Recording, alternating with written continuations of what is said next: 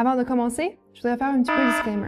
J'ai choisi de parler à propos de l'Ukraine parce que c'est mon pays natal. Cependant, j'ai vécu à Poltava que 7 ans et la ville se trouve juste ici. Donc, je ne prétends pas du tout de savoir tout à propos de l'Ukraine, ni Poltava, mais pour préparer cette présentation au mieux, j'ai fait plein de recherches et j'ai posé plein de questions à mes grands-parents qui en fait connaissent la ville mieux que n'importe qui. Enfin, bref, maintenant que c'est fait, on peut passer à la vidéo.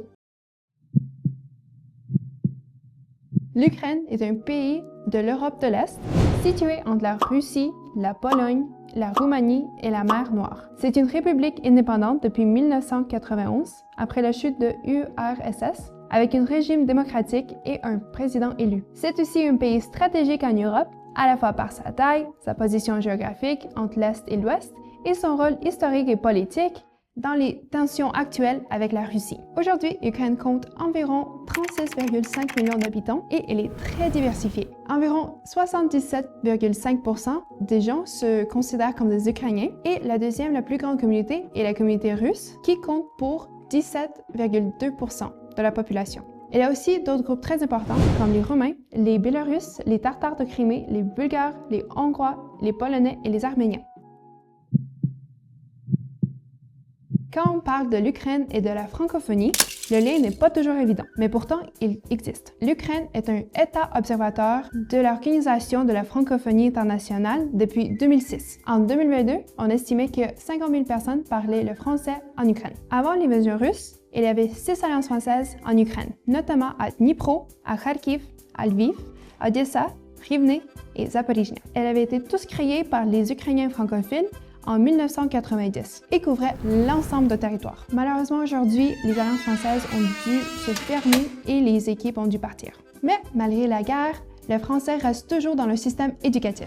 Actuellement, environ 100 000 élèves apprennent le français en Ukraine, ce qui en fait la troisième langue la plus étudiée après l'anglais et l'allemand. Ce chiffre a baissé depuis 2021, où il y avait environ 125 000 d'élèves, ce qui s'explique évidemment par les conséquences de la guerre. Le français est enseigné dans environ 730 établissements scolaires à travers le pays. Ces écoles ont développé des partenariats avec des établissements de la France et leurs élèves participaient régulièrement aux Olympiades de français ou recevaient des échanges avec des établissements de la France. Alors, pourquoi cet intérêt pour la langue française? Oui, il existe une certaine francophonie en Ukraine, malgré les 2400 km qui séparent Kiev à Paris, et des histoires nationales très différentes. Dès le 11e siècle, Anne de Kiev devient reine de France en imposant le roi Henri Ier. C'est un symbole très fort de relations anciennes entre les deux pays. Elle est souvent considérée comme la première reine de France d'origine slave et elle et Henri Ier ont eu plusieurs enfants, dont le futur roi Philippe Ier. Au XVIIe siècle, l'Ukraine faisait partie de la République de deux nations, c'est-à-dire la Pologne-Lituanie. Guillaume Levasseur de Beuplon, un ingénieur français travaillant pour le roi de Pologne comme ingénieur militaire, réalise les premières cartes détaillées de l'Ukraine. Au XVIIIe siècle, la culture française devient très influente en Europe de l'Est, notamment dans les territoires polonais. Par exemple, à Lviv, un journal en langue française, la Gazette de Léopold, puis Léopold étant le nom français historique de Lviv, est publié de 1776, ce qui montre l'importance du français à l'époque. Un autre exemple très marquant, c'est la ville d'Odessa, qui a été en grande partie développée au début du 19e siècle par un Français, le duc de Richelieu.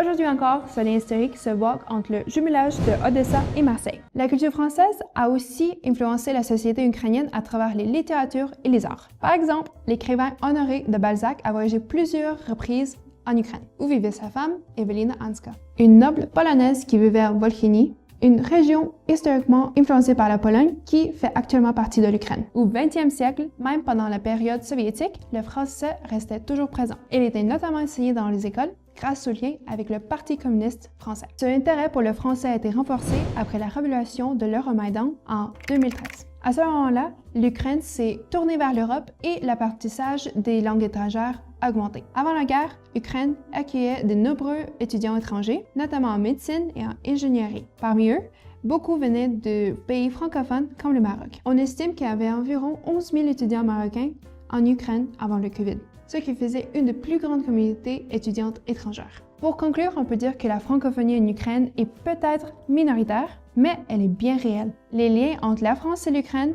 sont anciens, profonds et toujours vivants. Pour bien comprendre Poltava, il faut d'abord poser rapidement le décor Comment l'Ukraine a été organisée. Le pays est divisé en 24 grandes régions, appelées les oblasts. Ce sont des divisions administratives héritées de l'époque soviétique, chacune avec une capitale régionale et une administration locale. Pour faire simple, on peut comparer ça aux provinces du Canada ou des régions en France. Ensuite, chaque oblast est découpé en rayons, un peu comme des districts ou des comtés. Et au niveau le plus local, on trouve des gromada. Ce sont des communautés qui regroupent villes et villages, ceux qui gèrent les choses concrètes du quotidien, comme les écoles, les services publics, routes et les budgets locaux. Si on compare avec la France, on est sur la logique de région, département et commune. Et dans ce système, Poltava a sa vraie place à part. C'est à la fois la ville et la capitale de son oblast, donc un centre administratif, mais aussi un lien historique et culturel pour toute la région. Poltava est située en Ukraine centrale-orientale sur la rivière Volska. Des preuves archéologiques montrent une présence humaine dès le 7e ou le 8e siècle avant Jésus-Christ. En 1240, la ville a été détruite par l'invasion mongole. À partir du 14e siècle, elle part sous le contrôle de la Grande-Duché de Lituanie, puis devient partie de la République polono-lituanienne après 1569. En 1648, après une révolte menée par Bogdan Khmelnytsky, naît un Elmana cosaque, un État semi-indépendant. Poltava devient un centre militaire et administratif important et obtient les droits de Malbourg en lui donnant son autonomie. Poltava est ensuite touchée par plusieurs conflits, notamment la Grande Guerre du Nord, et devient célèbre pour la bataille de 1709 entre la Suède et la Russie, un événement majeur de l'histoire européenne car elle oppose les forces de l'Empire suédois du roi Charles XII à celles de l'Empire russe dirigé par le tsar Pierre Ier et se termine par une victoire décisive de la Russie qui marque un tournant géopolitique majeur en Europe. Aujourd'hui encore, il existe toujours sur le site de bataille commémorant les soldats tombés suédois, ainsi que des lieux aux mémoires consacrés pour les Cosaques de la région de Poltava. Après la fin de l'État cosaque, Poltava devient partie de l'Empire russe et devient un centre administratif régional.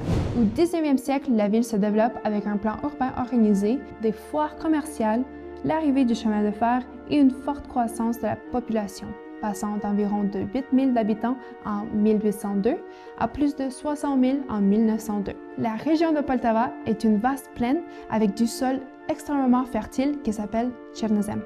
Tellement fertile que pendant les années, l'Ukraine a été connue comme le grenier de l'Europe. Elle possède aussi des ressources énergétiques, notamment dans le bassin du Dniepr-Donetsk, et repose sur le bouclier ukrainien, une formation géologique très ancienne. Le climat est tempéré entre les hivers froids et les étés chauds. La langue principale est l'ukrainien, mais pourtant beaucoup de personnes parlaient le russe pendant la période soviétique, ce qui change aujourd'hui. À Poltava, on y trouve plusieurs lieux historiques comme le champ de bataille de 1709, des monastères, des cathédrales, des musées et des monuments liés à l'histoire locale. La ville est aussi liée à des figures importantes comme Ivan Kotlyarevsky, fondateur de la littérature ukrainienne moderne, et Nikolai Gogol, un écrivain majeur du 19e siècle, né en Ukraine et figure centrale de la littérature russe. Enfin, la cuisine locale est une partie intégrante dans l'identité de Poltava, avec des plats comme le borsch, qui est servi avec des pampushki, des petits pains mollo halal, les vareniki, aux pommes de terre et aux oignons, ou aux cerises pour une version plus sucrée, les derouni, les galettes de pommes de terre râpées et frites, les crêpes, souvent servies avec du miel ou du fromage blanc, le salo, du gras de porc salé, consommé toujours avec du roquefort, du pain noir et des cornichons, et enfin, les galushki, une spécialité typique de Poltava, qui sont de petites pâtes ou boulettes de pâtes servies dans les soupes ou avec de la crème fraîche. Merci beaucoup d'avoir regardé cette vidéo et fait ce voyage entre le Canada, la France et l'Ukraine avec moi. Cette vidéo me tenait vraiment au cœur parce que c'est fait partie de mes origines et de mon histoire. Parler de l'Ukraine, particulièrement de Poltava, c'est comme partager une partie de moi et de qui je suis et d'où je viens. J'espère que ça vous a permis de découvrir ou à redécouvrir les liens entre la France et l'Ukraine qui sont parfois méconnus, mais pourtant très riches. Et j'espère surtout de vous voir à l'Alliance française de Calgary pour des super événements ou sinon à très bientôt sur YouTube.